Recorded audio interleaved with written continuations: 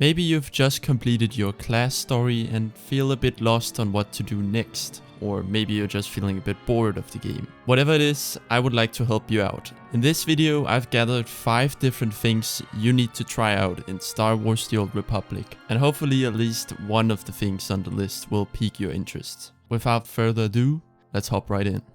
First thing we're going to talk about is world boss hunting. If you've never tried this before, I would definitely recommend it. I think this is something every SWTOR player needs to try out at some point. If you didn't know already, there is a special giant monster on almost every planet in the game. These monsters are known as world bosses, or WBs for short. Now, a world boss hunt can basically be described as the process of which a group of players will join together on a galactic crusade to try to recklessly eliminate these poor creatures.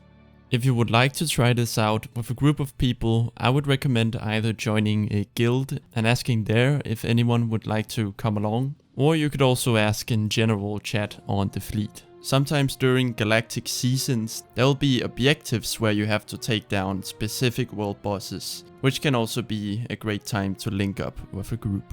A few times during the year, there are special events in Star Wars: The Old Republic, and this can sometimes be a cool way to get a bit of a break from the regular things to do in the game. For example, we just had the Nar Shaddaa nightlife event, where a playable casino pops up on the planet of Nar Shaddaa, with multiple different slot machines that allowed you to win different prizes and stuff. There's also a zombie apocalypse event, and even a Mario Kart event, sort of.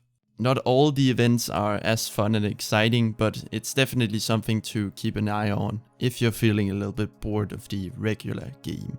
The next thing I think you should try out is a recommendation that apparently no one else in the SWTOR community would ever tell you, but I think it's really cool. It's 2 words: Galactic Starfighter. For some reason people really don't like this game mode, which doesn't make any sense.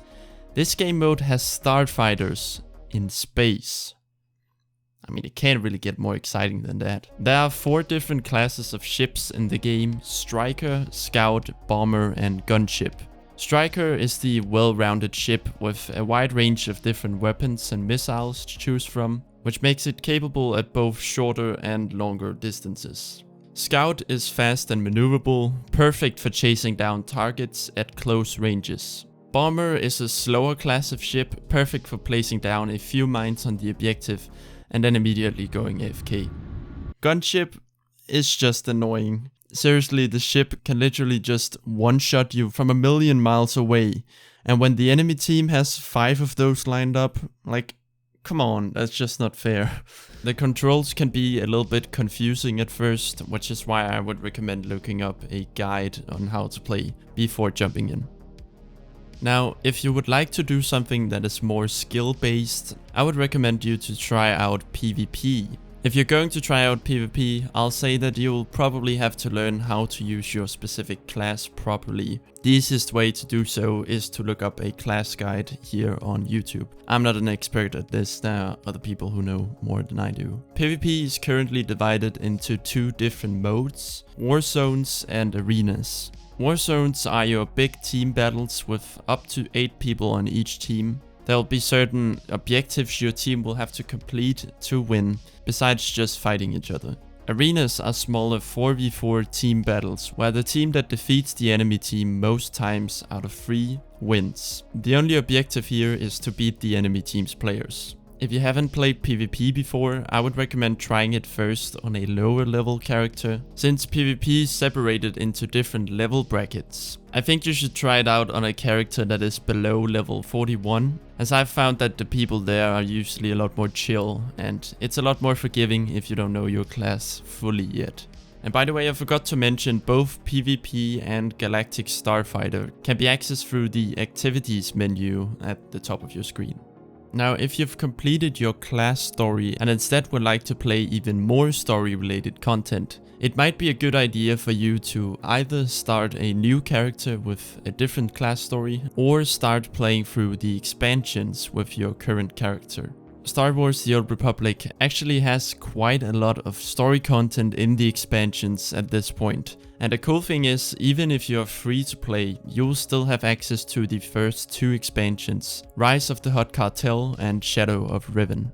If you would like to have access to the rest of the expansions that currently exist, all you have to do is subscribe to the game for 1 month and you will unlock them for your account. You don't need to stay subscribed after that. If you want to go through them in chronological order, you start with Rise of the Hot Cartel, then Shadow of Riven, then Knights of the Fallen Empire, Knights of the Eternal Throne, Onslaught, and then lastly Legacy of the Sith.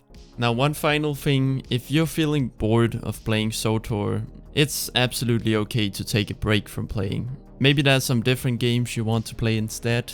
Maybe you just want to take some time off of playing video games. Anyways, I hope you enjoyed the video and found some new things to try out in the game. If you did, let me know which thing you're going to try out in the comments below. Have a great day, and as always, may the Force be with you.